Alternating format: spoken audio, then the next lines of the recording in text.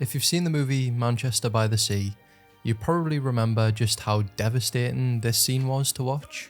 And as much as that scene is masterfully acted and directed, and it does pack a real emotional gut punch, it's not actually the scene that I'm going to explore in this video.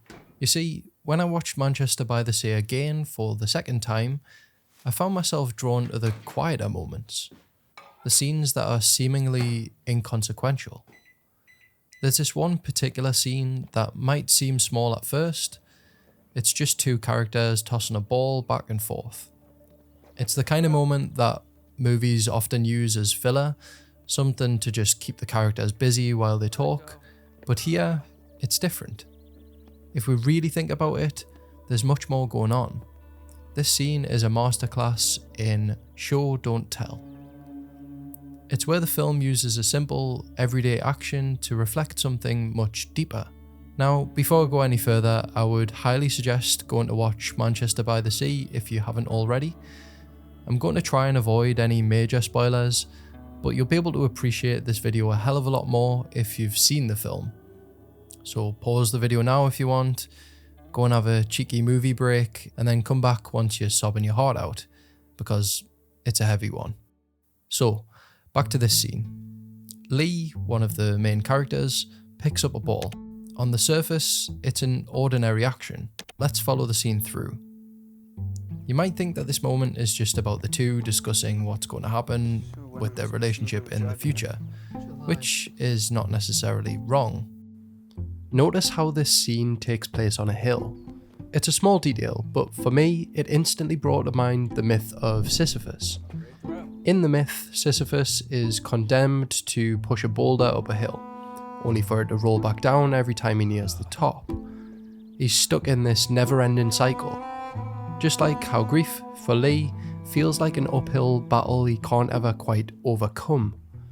Whether it's intentional or not, having Lee and Patrick walk up this hill together for this scene felt quite symbolic to me. Now let's watch the scene again. But this time, let's imagine the ball is a symbol of trauma or grief. Throughout the movie, grief is a constant, almost like this ball being passed around. It's never openly discussed, just silently handled by each character in their own way. For Lee, that grief is paralysing. It's a weight that he can barely stand to hold. And in this scene, Lee rolls the ball in his hand and then passes it to his nephew, Patrick. It's a small action, yet it's loaded with meaning. Lee's gesture, whether he realises it or not, is an attempt to share, or maybe even transfer, some of that burden. It's a visual representation of his struggle. For Lee, the grief is too much. He's been holding onto it for so long that he can barely hold it anymore. But then Patrick catches the ball and throws it back. This is where the subtext deepens. Patrick isn't willing to let this weight go. He's younger, dealing with his own pain, but he refuses to just let it drift away. By throwing the ball back, he's pushing against Lee's resignation. He's not ignoring the trauma, he's confronting it, insisting on its presence. It's almost as if Patrick is saying, this is just part of us now, we can't just let it drop.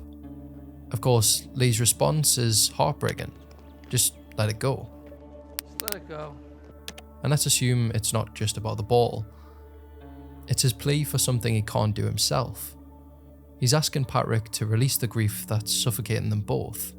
But Patrick doesn't listen, and in this silent disagreement, the emotional chasm between them becomes painfully clear.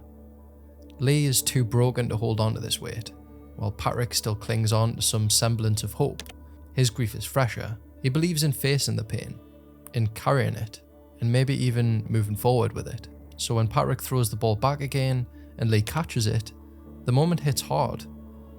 It's not necessarily a resolution, it's not a grand gesture of healing, it's a small, quiet acceptance. Lee catches the ball not because he's ready to heal, but because, in that moment, Patrick just won't let him check out. It's a subtle act that says, even if you can't carry this alone, I need you here with me.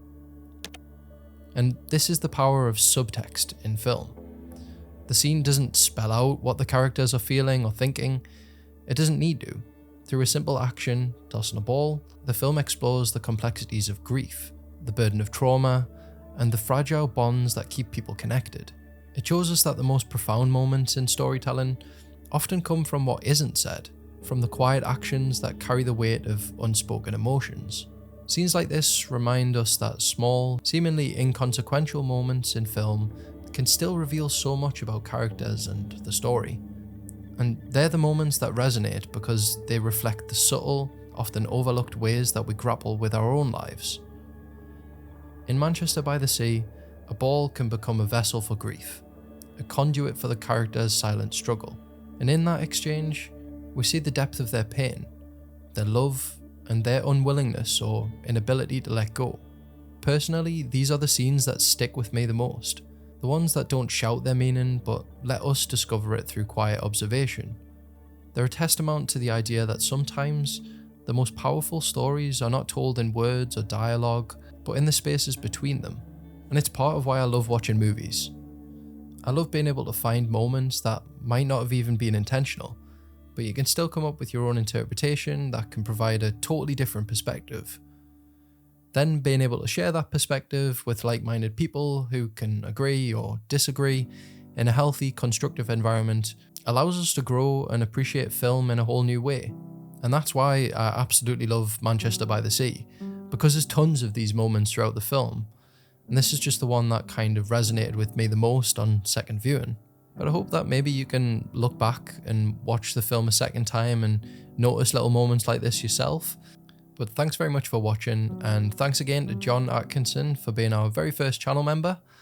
I'm absolutely humbled that there are people out there willing to support the channel financially. I'd love to be able to do this full time someday, and it's people like you that push the channel closer to making that a reality. So thank you, and see you in the next one. Bye.